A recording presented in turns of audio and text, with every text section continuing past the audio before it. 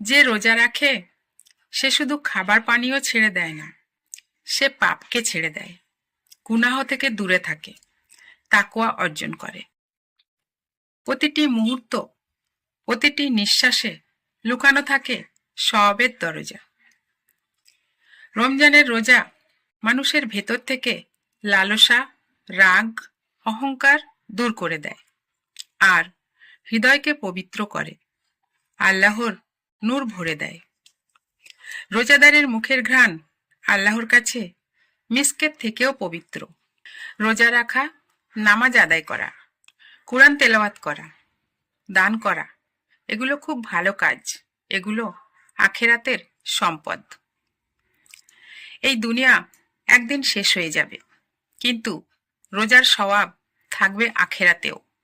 তাই রমজানের রোজা রাখি, আখেরাতের কল্যাণ খুঁজি। রমজান আল্লাহর করুণা, মাগফিরাত এবং নাজাতের মাস। এই মাসে আল্লাহ বান্দার দিকে আরো বেশি তাকান, বান্দার দোয়া কবুল করেন, গুনাহ মাফ করে দেন আর জান্নাতের দরজাগুলো খুলে দেন। রোজা মানুষকে শেখায় ধৈর্য, নেক আমল, চরিত্র গঠন, নিজের উপর নিয়ন্ত্রণ আর শুদ্ধতা।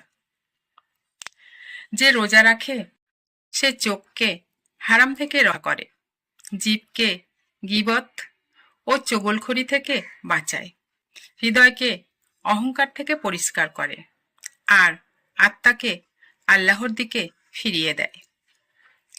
আমরা ভুলে যাই এই দুনিয়া আমাদের চিরকালীন ঠিকানা নয়। এই পৃথিবীর ক্ষুধা, কষ্ট, আনন্দ, দুঃখ সবই ক্ষণস্থায়ী, কিন্তু রোজার সওয়াব চিরস্থায়ী। আল্লাহ নিজেই বলেছেন, রোজা আমার জন্য আর আমি তার প্রতিদান দেব।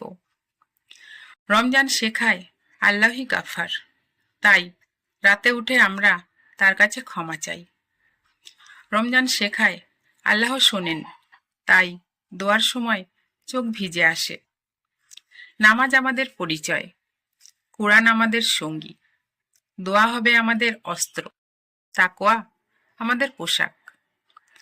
সবাই একদিন এই দুনিয়া ছেড়ে চলে যাবে, কিন্তু রোজার সওয়াব, নামাজের সওয়াব, কোরআনের দোয়া এসব আমাদের জন্য আখেরাতে আলো হয়ে থাকবে।